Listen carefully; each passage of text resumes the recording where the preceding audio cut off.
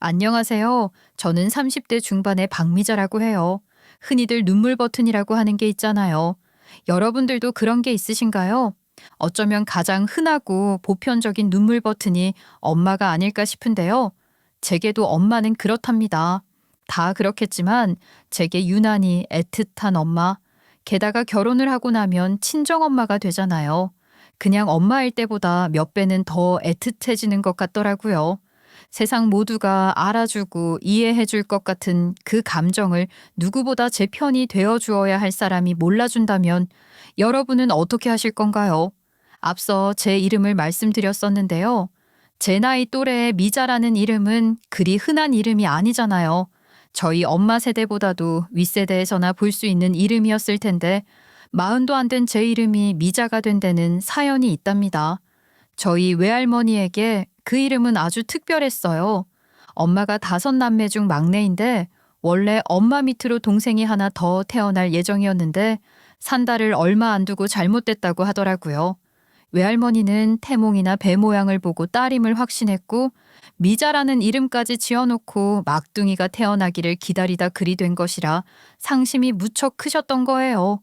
그리고 너무 슬프게도 아이를 잃은 지 1년 반 만에 외할머니도 돌아가시고 말았대요.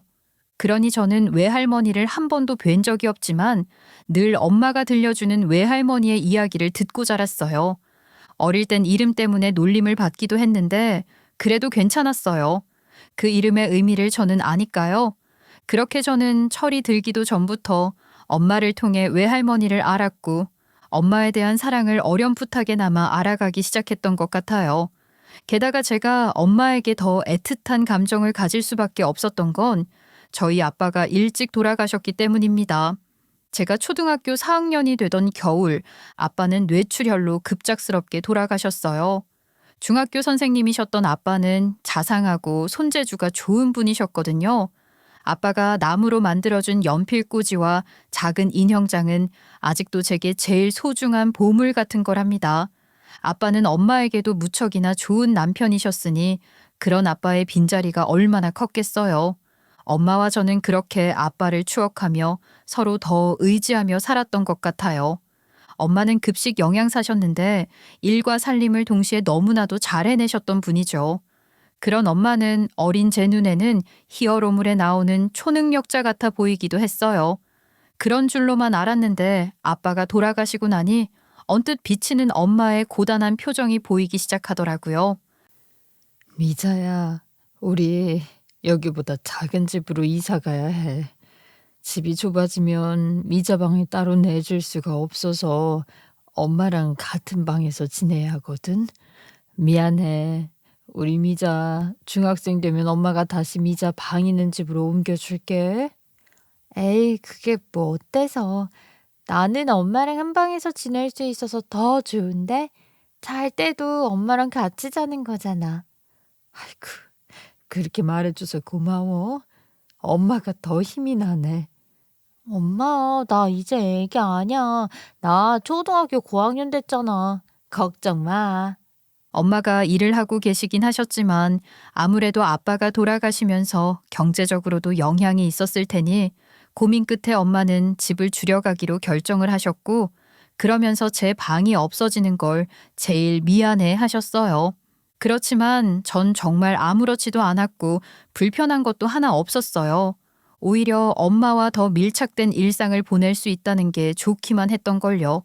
아빠가 돌아가시고 엄마는 더 바빠지셨지만 엄마와 저 둘만의 관계는 더욱 돈독해졌던 것 같아요. 엄마 부담 덜어주려 국립대 국어국문과에 진학해서 거기서도 장학금 받기 위해 열심히 공부했고 그 결과 장학금뿐만이 아니라 취직도 잘 한 편이에요. 꽤 탄탄한 출판사에 들어갈 수 있었거든요.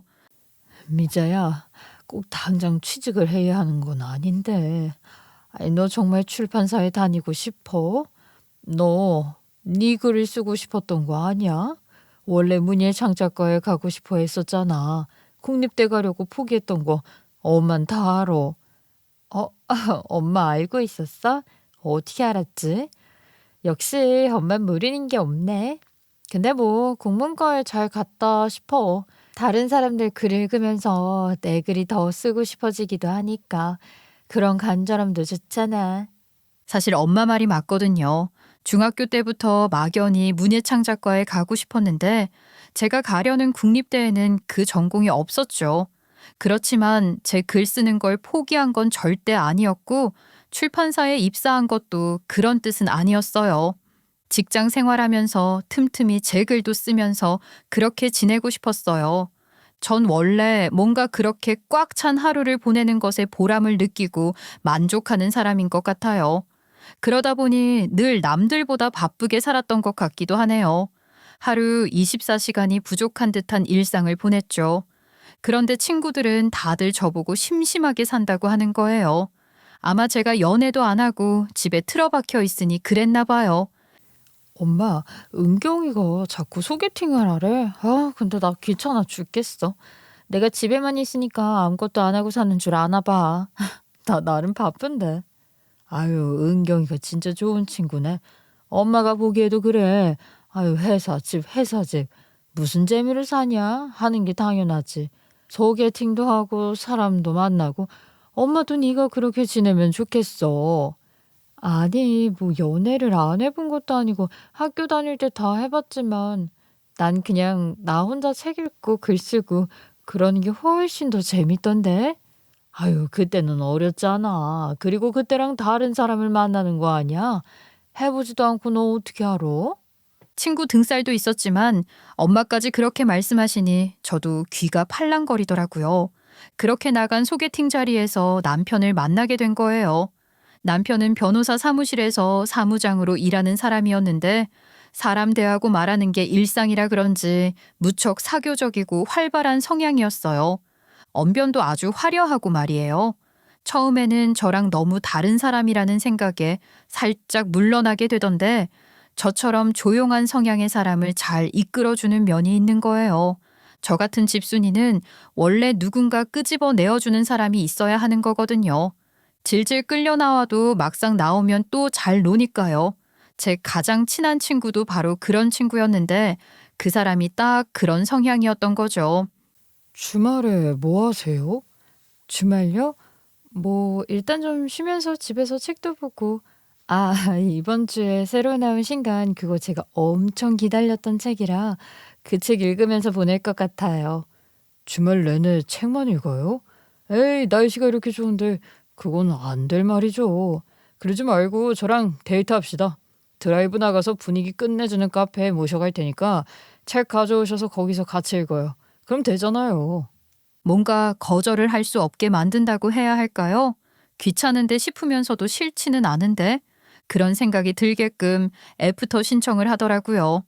그리고 말로만 그런 게 아니라 실제로 근교 경치 좋은 카페에 가서 책 읽으라고 시간을 주는 거예요. 그러면서 노트북 탁 펼쳐놓고 자기도 일하면 된다고 하는데 그거 좀 멋있었어요. 보통 주말에도 이렇게 일하실 때가 많아요?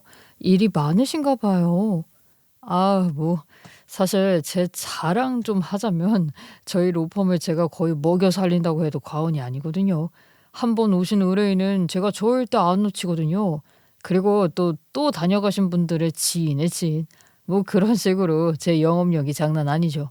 지금 이것도 고객님들 리스트 정리하는 거예요.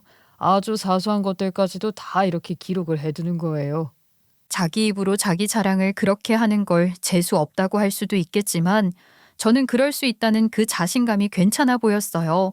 눈살 찌푸리게 할 정도의 자아도취는 아니었고 그 정도는 꽤 멋있게 봐줄 수 있다 싶더라고요. 능력도 있어 보이고 성격도 좋아 보이고 저랑 잘 맞을 수도 있겠다는 생각을 점점 많이 하게 됐던 것 같아요. 그렇게 몇 차례 애프터 끝에 본격적인 연애를 시작했죠. 사귄 지 1년이 다 되어갈 무렵 엄마도 제가 만나는 사람을 궁금해하기 시작하시더라고요. 한 번쯤 만나보고 싶어 하시는 것 같아서 엄마 생신을 맞아 자리를 마련했었는데 그 사람은 늘 그렇듯이 다소 어색할 수 있는 그 자리 분위기를 유연하게 잘 풀어갔고 엄마는 그런 그 사람을 좋게 보셨어요. 엄마는 늘 제가 책 읽으며 집에만 있는 걸 안타까워 하셨는데 그런 제게 더할 나위 없이 좋은 짝이라고 생각하신 것 같았어요. 엄마가 딱 원했던 사윗감이라며 정말 좋아하셨거든요. 재밌는 게 뭔지 아세요? 시댁에서도 저희 엄마와 똑같은 이유로 저를 마음에 들어 하셨다는 거예요. 그게 무슨 얘기냐 하면 말이에요. 시부모는 남편이 워낙 활동적이고 지나치게 사교적이라 다소 무게감이 떨어져 보이지 않을까 늘 걱정하셨대요. 그래서 저처럼 차분하고 여성스러운 며느리감을 바라셨다는 거예요. 그러니 천생연분 찰떡궁합이다 하는 소리를 여러 번 들으며 양가 축복 속에 결혼식을 올렸습니다. 결혼 준비부터 시작해서 결혼식까지 큰 잡음 없이 물 흐르듯 흘러온 것 같아요. 그리고 신혼도 행복했죠. 연애를 아무리 오래 해도 연애와 결혼은 완전히 다른 거라고. 결혼하면 달라지는 것들이 분명히 있다고들 하던데 남편은 크게 달라지는 게 있는 것 같지도 않고 좋았어요. 연애를 아주 오래 한 건 아니지만 연애할 때 좋아 보였던 것들마저 다 단점으로 보이는 게 결혼이라던가 그런 얘기를 워낙 많이 들어서 사실 좀 두렵기도 했거든요. 이러니 나이가 들수록 더 결혼이라는 게 어려워지는구나 싶었죠. 아직 더 살아봐야 알 일이지만 그래도 나는 결혼 잘했구나 하는 생각을 하며 지냈던 신혼 시절이었습니다. 그런데 그렇게 행복하기만 할 것 같았던 신혼이 영원히 이어질 수는 없는 거겠죠. 동화책이 아니니까요. 제 경우도 그랬어요. 그렇다고 남편이 뭐가 갑자기 달라졌다거나 그런 건 아니었고요. 일이 너무 바쁜 거예요. 그러니 그걸 갖고 뭐라고 할 수도 없고 그냥 저 혼자 속상하고 아쉽고 그랬던 것 같아요. 그런데 하루는 집으로 이상한 편지가 하나 왔더라고요. 이상하다는 게 다른 게 이상한 게 아니라 발신지가 교도소였단 말이죠. 하긴 뭐 남편이 변호사 로펌에서 일하니까 그리 이상할 것도 없다 할 수도 있는데 로펌이 아니라 집으로 날아온 게 좀 이상하긴 하잖아요. 집으로 이런 게 왔어. 교도소에서 자기한테 보낼 우편물이 대체 뭐야? 얼른 뜯어봐. 일부러 자기 올 때까지 안 뜯고 기다렸단 말이야. 아, 그랬어? 아, 이거 수감되어 있는 의뢰인 때문에 그러는 거네. 별거 아니야. 의뢰인? 그런 우편이 왜 자기한테 와? 그것도 회사도 아니고 집으로. 그게 사정이 좀 있어서 내가 보호자로 올라가 있거든. 보호자? 그럴 사정이 뭔데? 중요한 의뢰인이야? 남편 얘기를 들어보니 로펌 신참 변호사가 맡은 사건이었는데 그 변호사의 미숙함 때문에 뭐가 잘못돼서 결국 깜빵까지 가게 된 의뢰인이었다는 거예요. 아주 칼을 갈고 있다나요? 출소하기만을 벼르고 있다는데 정말 로펌에 무슨 해코지를 할지도 모르고 그래서 집중 관리를 하고 있다고 하더라고요. 아이, 무슨 그런 뒤치다거리까지 자기가 다 해. 정말 극한 직업이네. 내가 말했잖아. 나 없으면 우리 로펌 굶어 죽는다니까. 우리 쪽 과실이 있으니 내가 책임지고 쫓아다니고 있는 거야. 쫓아다녀? 면회도 가고 그런단 말이야? 아, 정말 웬일이니. 면회가 문제야. 영치금도 넣어주고 할 수 있는 건 다 해봐야지. 아, 자기는 신경 쓸 거 없어. 이런 것도 다 내가 하는 일인 거지. 얘기를 다 듣고 나니 마음이 너무 안 좋은 거예요. 원래 사무장들이 변호사 사무실 살림 다 살아야 하고 그러려면 온갖 잡일 다 도맡아서 하는 거라곤 하지만 진짜 이런 것까지 해야 하나 싶고 안쓰러운 마음에 너무 속상하더라고요. 그런 일이 있은 바로 그 주말에 시댁에 갈 일이 있었는데 남편은 시부와 거실에 있고 저는 시모 도와드린다고 주방에 따라 들어갔죠. 아무래도 아직은 시모가 어렵기도 하지만 점수도 따고 싶고 딱 그럴 시기였기에 제 딴에는 남편 걱정하며 시모랑 공감대를 좀 만들어 볼 심산으로 시모에게 그랬어요. 어머님, 저 너무 속상해요. 저 사람 하는 일이 너무 힘든 것 같더라고요. 뭐 좀 골치 아픈 일은 죄다 저 사람이 하나 봐요. 글쎄, 교도소에서 들락거리면서 의뢰인 달래는 것까지 하고 있다잖아요. 뭐? 교도소? 아니, 그 일이 그게 그렇게 험하고 굳은 일인데 너 그거 알면 네 남편한테 네가 더 잘해야 돼. 아휴, 너라도 직업이 좀 번듯하고 좀 더 괜찮았으면 얼마나 좋아. 돈 잘 버는 그런 일도 많은데 무슨 책나 불행일을. 아휴. 이 얘기가 이렇게 흘러갈 얘기였나요? 시모가 이런 식으로 반응할 거라고는 상상도 못했기 때문에 너무 당황해서 뭐라고 대꾸를 해야 할지도 모르겠더라고요. 그저 남편 안쓰럽다고 시모의 공감을 얻고자 했던 것이고 남편을 걱정하는 마음을 예쁘게 봐주시기를 바랐는데 말입니다. 어안이 벙벙해 있는데 거기다 대고 시모는 한마디를 덧붙이기까지 하셨어요. 내 친구 아들은 그 마누라 잘 만나서 회사 때려치우고 얼마나 편하게 사는지 참 그 팔자라는 게 한순간이다 싶은 거지. 하여튼 힘든 일 하는 애니까 그만큼 네가 더 잘해라. 그런 거라도 해야 할 거 아니냐. 전 아무 잘못한 것도 없이 괜히 시모에게 야단만 맞은 것 같은 기분이 든 채 시댁에 있는 동안 내내 시모 눈치만 살펴야 했지 뭐예요. 그전까지만 해도 시모랑 크게 문제가 있었던 적이 없었는데 부쩍 시모가 제게 예민하게 굴기 시작하시더라고요. 이제 슬슬 시월드 문이 열리는 건가 싶었는데 정말 말도 마세요. 아니나 다를까 그때부터 본격적으로 시모의 잡돌이가 시작된 겁니다. 제가 괜히 이렇게 말을 하는 게 아니고요. 그게 정말 밑도 끝도 없는 시집살이였어요. 그런 거 있잖아요. 아무 이유도 없이 그냥 딱 저를 잡을 작정을 하고 들들 볶는 거요. 시댁에 갈 때마다 스트레스가 너무 심했는데 심지어 시모가 불쑥불쑥 저희 집으로 찾아오는 횟수도 점점 잦아졌어요. 남편이 바빠서 저 혼자 있을 때도 많았는데 꼭 그럴 때 골라서 찾아오시는 거예요. 예, 예. 아우, 나는 이 커튼 보일 때마다 답답하다. 왜 이렇게 칙칙한 걸로 했니? 침실이야, 암막 커튼인지 뭐 그런 거라도 쳐도. 거실에는 자고로 햇살이 들어와야지. 그게 제가 햇빛 알러지가 있어서요. 심한 건 아닌데 그래서 조금 어두운 걸로 골랐거든요. 별 알러지를 다 듣겄네. 참 너도 가만 보면 그리 좋은 유전자를 물려받은 건 아니다. 안 그러냐? 그리고 벅도 그렇다. 양념통이 어째 이렇게 탁제각각이야. 내 아들 밥은 제때 챙기는 거냐? 그럼요, 어머니. 시켜 먹는 건 제가 싫어해서 거의 집에서 해 먹어요. 아유 참, 지난번에 보니까 내 아들 셔츠가 좀 구겨졌던데 너 다림질 할 줄 모르냐? 잘 다려진 셔츠는 남자 체면이야. 다림질도 자꾸 해야 늘지. 속옷부터 시작해서 다 깨끗하게 다려서 입혀. 알겠니?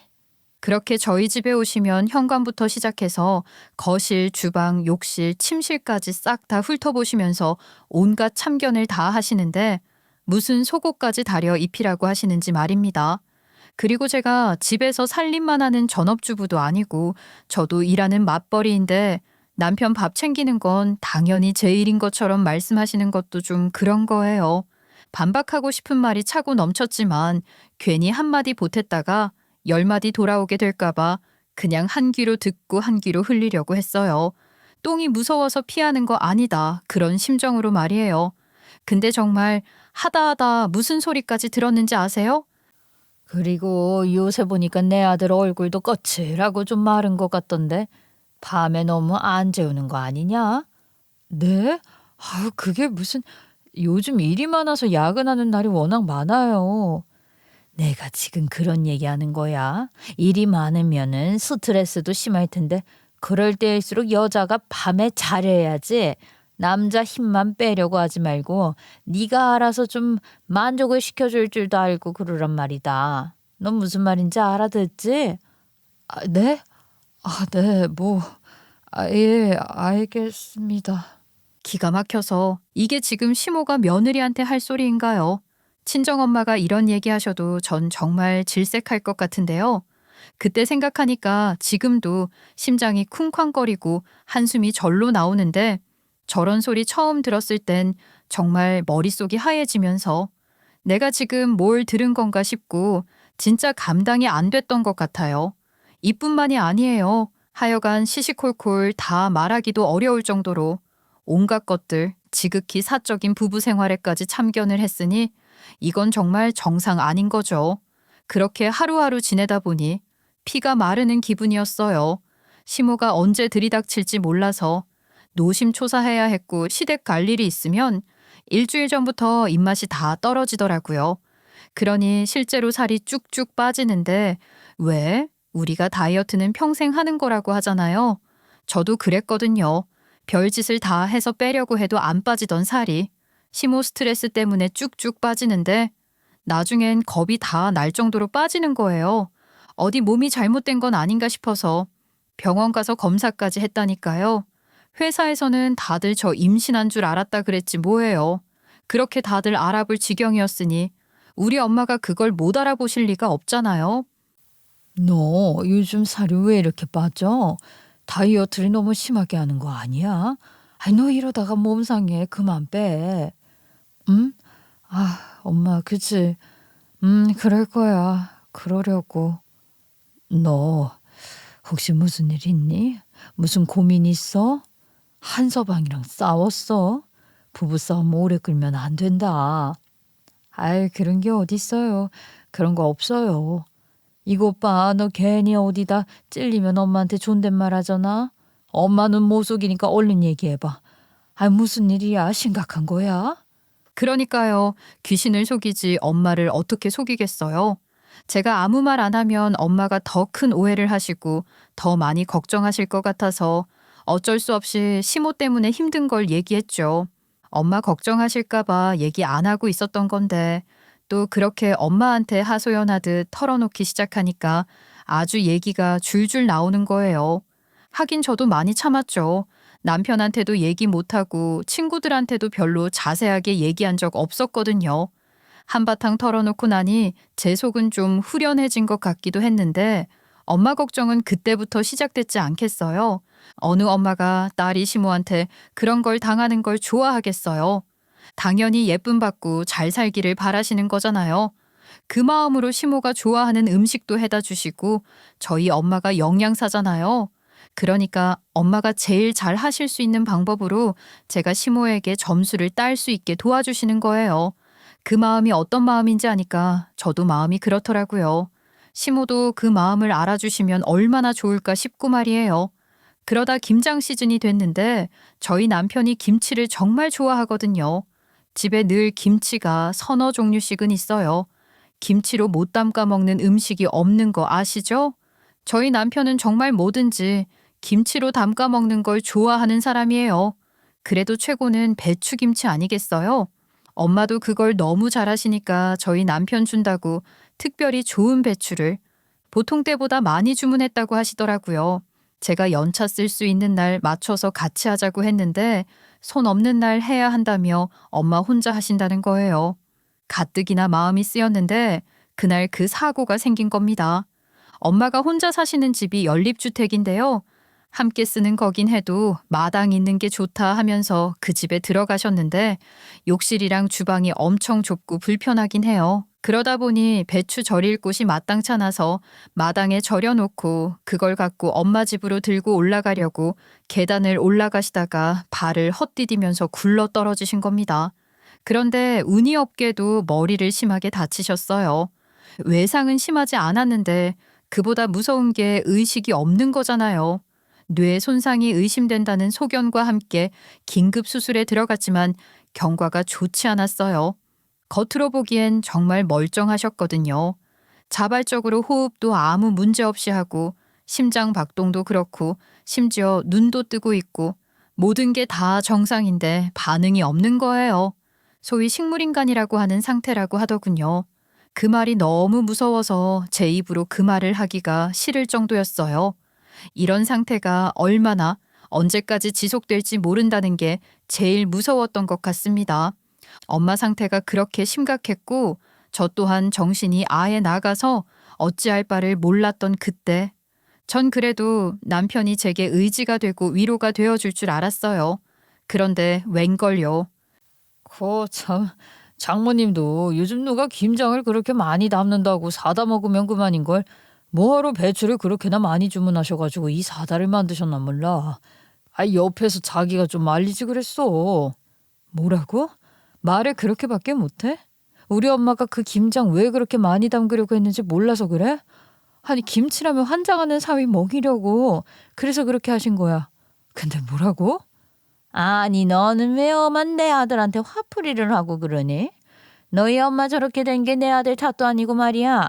응? 말이야 바른 말이지. 좋은 배추, 좋은 소금으로 적당하게 쪄려서 현관앞까지 배달해주는 세상에 뭔 돈을 얼마나 아낀다고 그걸 집에서 절이다가 얘도 답답해서 그러는 거 아니냐.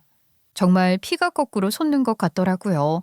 어디가 찢어지고 부러지고 그런 정도가 아니라 식물인간 상태라는데 그게 얼마나 무서운 건지 알면서 기껏 한다는 소리가 저희 엄마를 탓하는 소리였어요.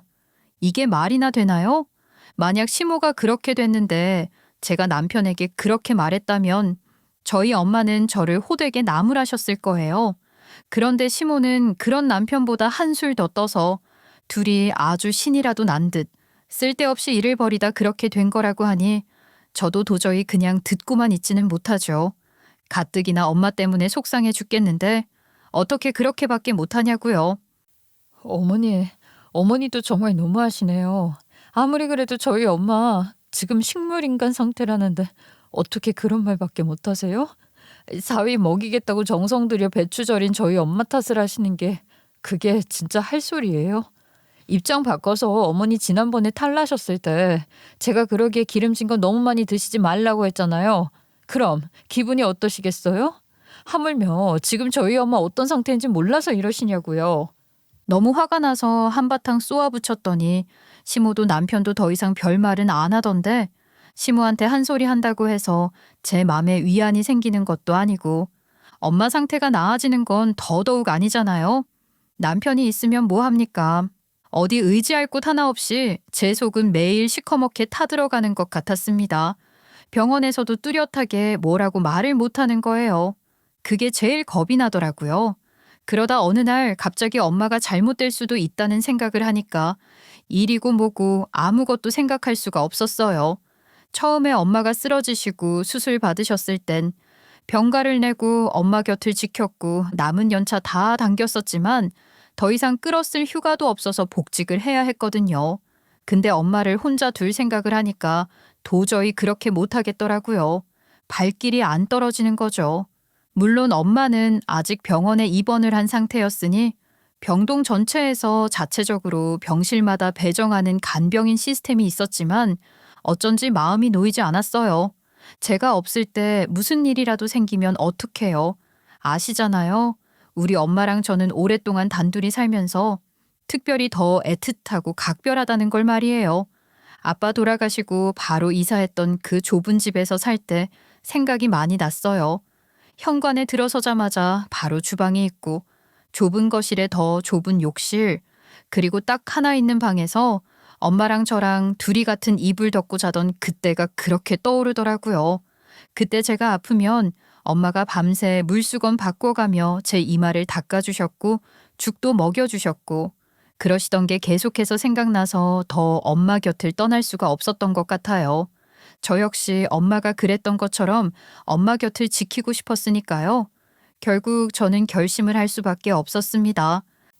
내가 생각을 많이 해봤는데 언제까지고 엄마를 병원에는 모실 수 없고 그렇다고 혼자 계시게 할 수도 없잖아. 엄마 상태가 이대로 계속된다면 언젠가는 내가 엄마를 모셔야 할 것 같아. 그게 무슨 소리야. 자기가 장모님을 모시다니? 그럼 뭐 회사 그만두고 장모님 간병인으로 취직이라도 하겠다는 거야? 일단 회사는 그만둬야 할 것 같아.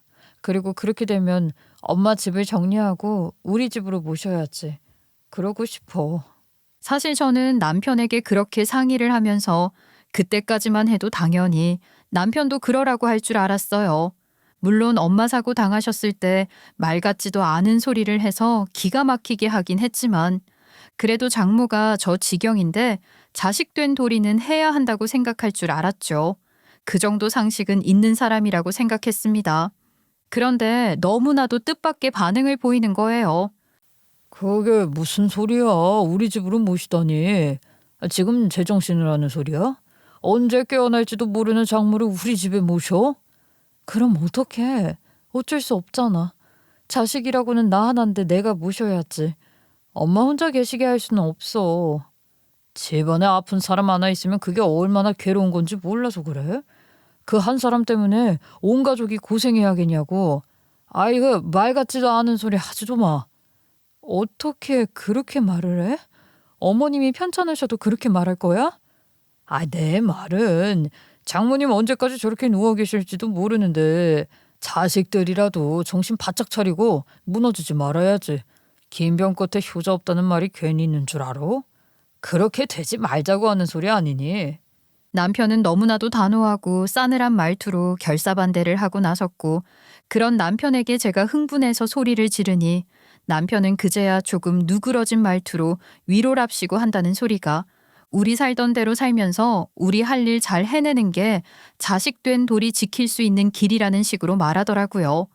제가 난리를 치니까 뭐 위로해주는 척이라도 하려는 건지 대충 그럴싸하게 포장해서 둘러댔지만 결국 장모는 장모고 그거랑 상관없이 우리는 우리대로 살자는 얘기잖아요. 그 속뜻을 생각하면 이것처럼 차가운 말도 없는 거죠. 얼마나 서운했는지 몰라요. 어떻게 엄마가 이 지경이 됐는데 이렇게밖에 생각을 안 해줄 수 있는 건지.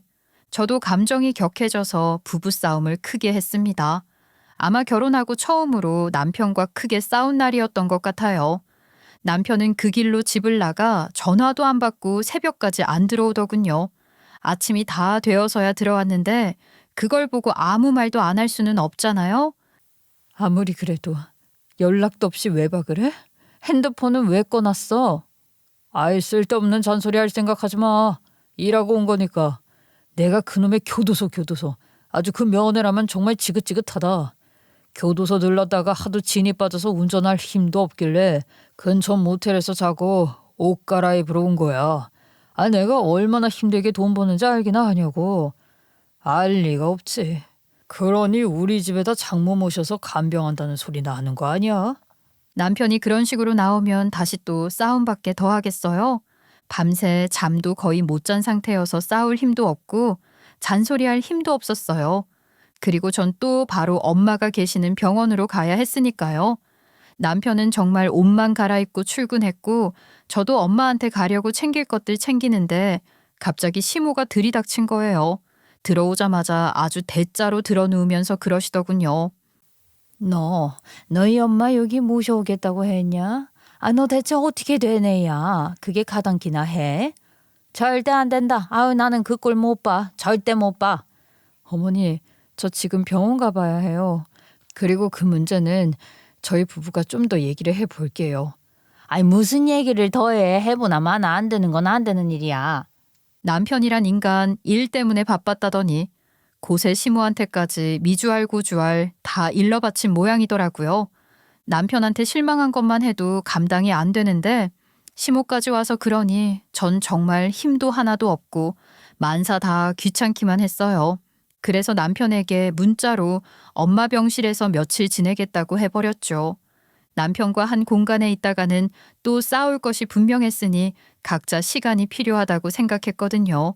그렇게 진이 다 빠진 채 엄마 병실에 갔는데 잠이 쏟아지더라고요.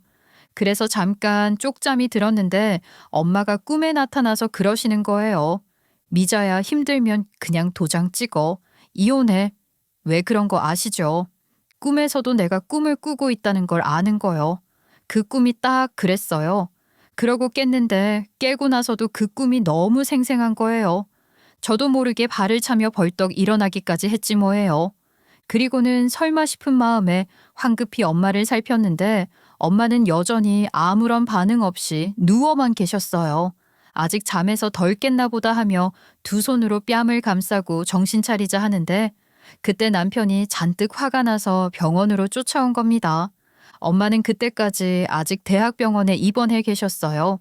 당장 저희 집으로 모실 수도 없고 일단은 요양병원 같은 곳으로라도 옮겨서 모실 생각이긴 했지만 아직은 큰 병원에 계셨던 거예요. 엄마 병실이 4인실인데 마침 다른 환자들이 한꺼번에 퇴원을 하는 바람에 그날은 엄마 혼자 병실을 쓰셨거든요. 그런 상황에서 남편이 병실에 들이닥친 거였어요. 다른 환자들이 없으니 아예 대놓고 맘껏 지 하고 싶은 말 다 하더라고요.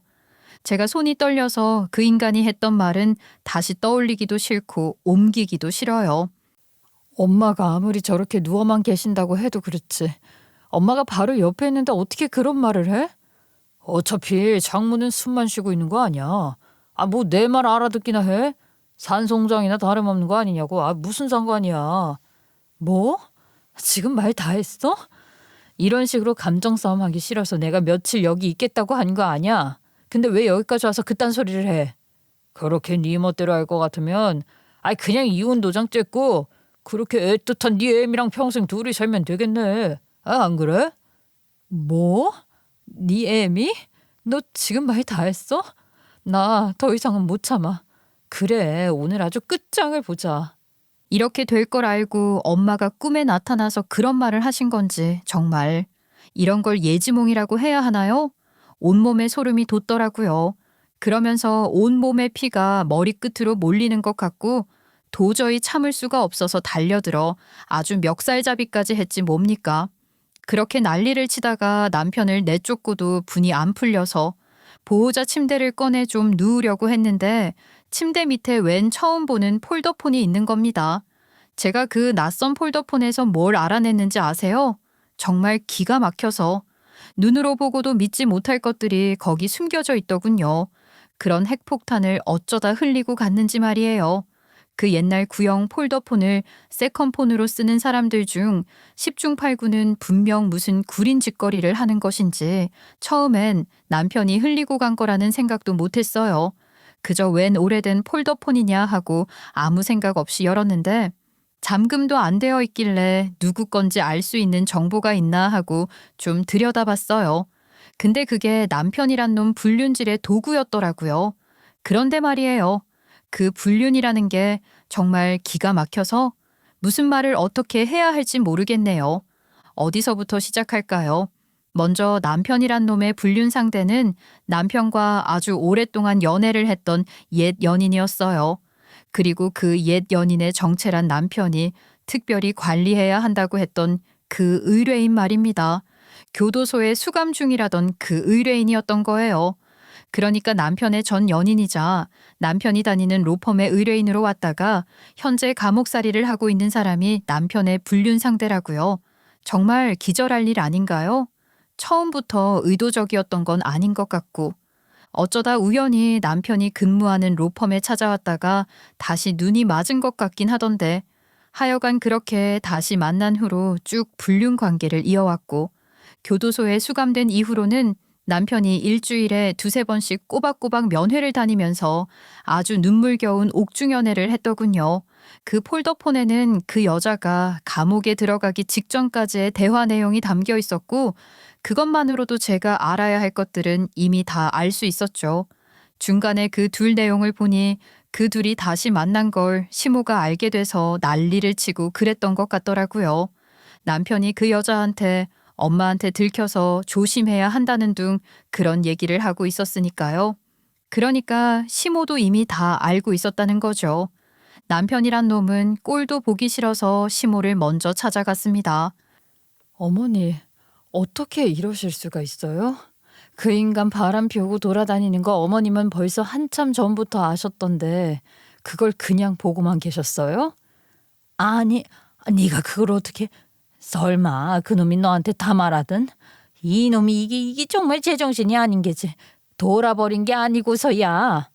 지금 제가 어떻게 알게 됐는지가 중요한가요? 아니면 다른 게 중요한가요?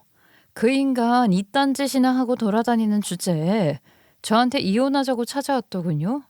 저 불륜 저지른 그 인간한테 책임 단단히 물고 이혼할 겁니다. 이혼이라니. 안 된다, 안 된다. 절대 안 돼. 너랑 이혼하고 고년이랑 붙어먹는 꼴을 내가 어떻게 보냐? 그냥 그거 꼬리가 몇 개인지 알 수도 없어. 정가 18범이라고. 그 상황에서 이제 뭐 더 놀랄 일이 있겠나 싶었는데 기가 막혀서 정과 18범이라니요. 남편이란 놈이 바람을 피우고 있다는 걸 알았을 때보다 그 상대가 오래 만난 전 연인이라는 걸 알았을 때 더 충격이었는데 그때보다 더 충격적이었어요. 커다란 망치가 뒤통수를 아주 세게 후려치는 것 같더라고요.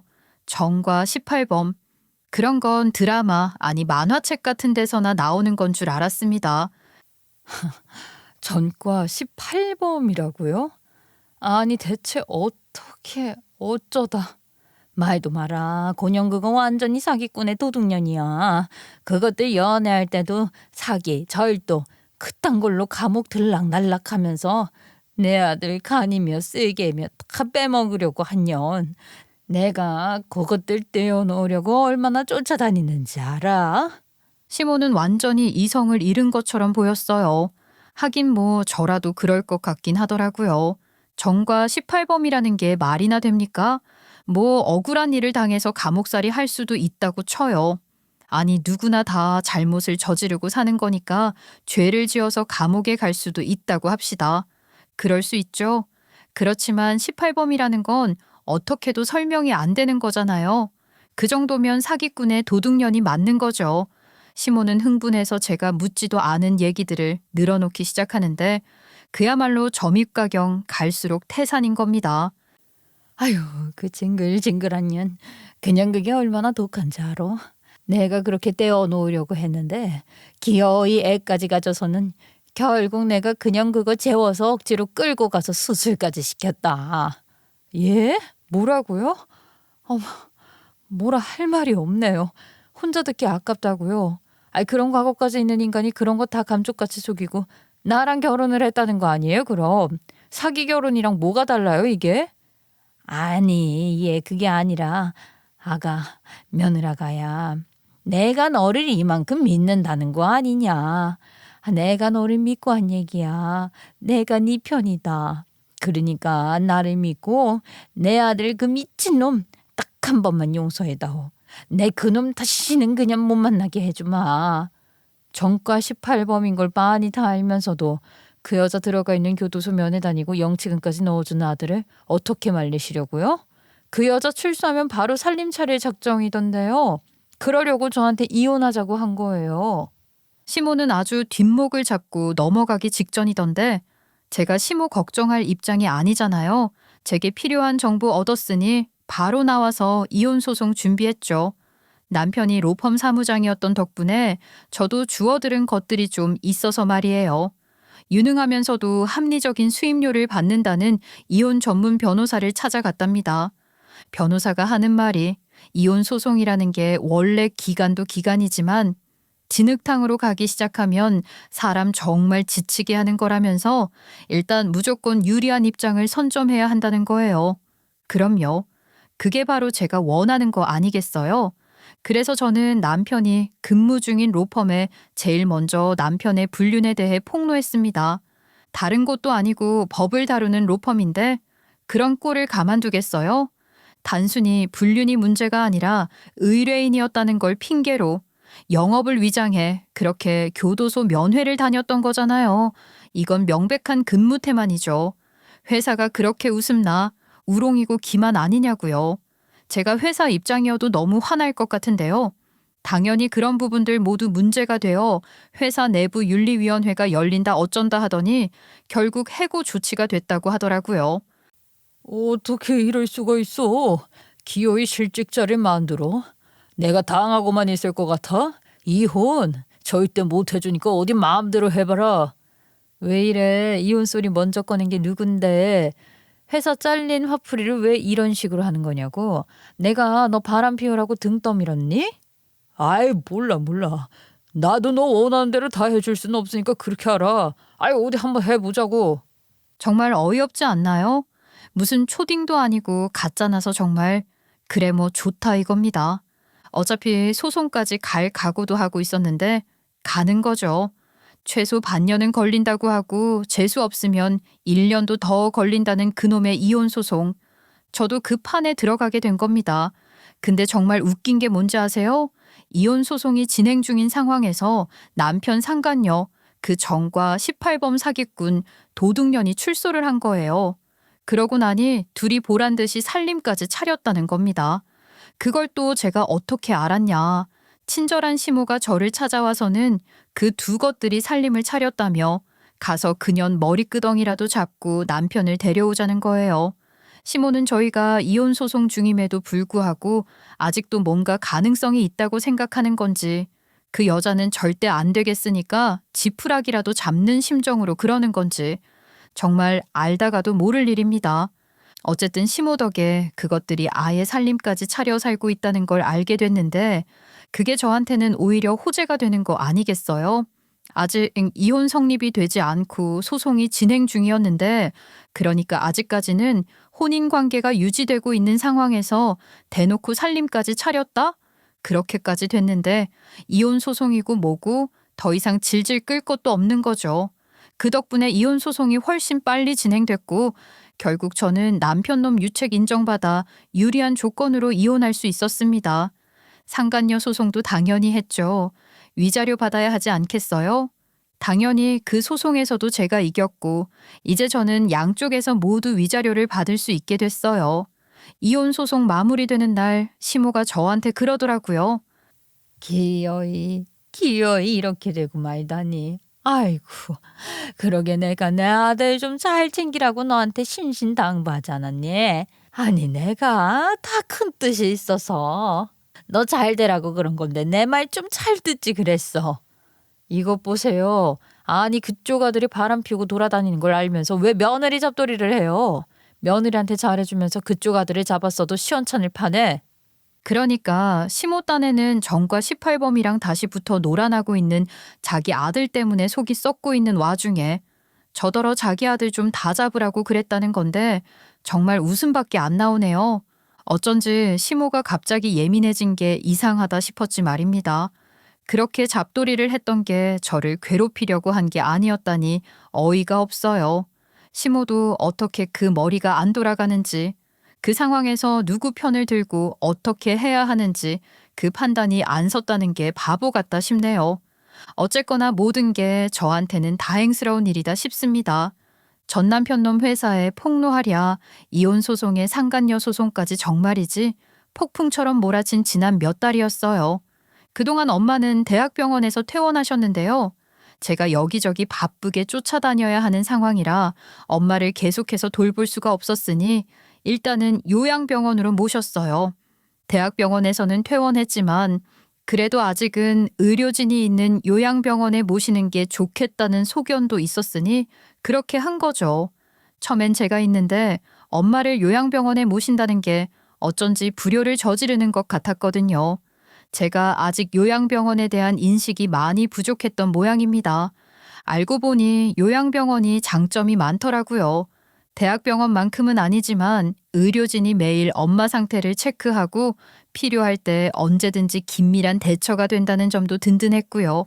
요양병원 시설이나 근무하시는 분들을 찬찬히 보니 믿음이 가더라고요. 간병인도 아주 전문적이면서도 노인들 대하는 태도 같은 것도 좋아 보이고 여러모로 마음이 놓였던 것 같아요. 그래서 당분간은 엄마를 요양병원에 모셔볼 생각입니다. 대신 엄마를 더 자주 가까이에서 찾아뵐 생각으로 요양병원 근처에 작은 집을 하나 마련했어요. 두 것들에게 받은 위자료랑 재산 분할 받은 게 있었으니 그 정도는 할 수 있겠더라고요. 요양병원 위치가 살짝 외곽이긴 한데 무엇보다 공기도 좋고 한적하고 평화로운 분위기가 좋아요. 그 요양병원으로 엄마를 모신 것도 그 동네가 마음에 들었던 이유도 있었거든요. 엄마가 좋아하는 아담한 마당도 있는 집으로 골랐으니 엄마 퇴원하면 집으로 모셔와서 같이 살 거랍니다. 엄마가 집마당에 꽃나무도 심고 상추랑 고추도 심으시는 걸 꼭 보고 싶어요. 지금 제가 바라는 건 그것뿐이에요. 출판사를 그만두긴 했지만 회사 다닐 때 만든 인맥으로 온라인으로 할 수 있는 일들 몇 가지를 받았어요. 덕분에 집에서 일하면서 밥벌이도 할 수 있게 됐죠. 그러면서 본격적으로 제 글을 써볼 생각이에요. 원래 아픔이 있어야 성숙한 글을 쓸 수 있다고들 하잖아요. 제가 겪은 일들을 겪지 않았더라면 더 좋았겠지만 그 또한 제게 일어났어야 했을 일이었다고 생각하려고요. 그만한 이유가 있었으니 제게 일어난 일이고 그 일로 제가 얻은 것도 있었다고 생각할 겁니다.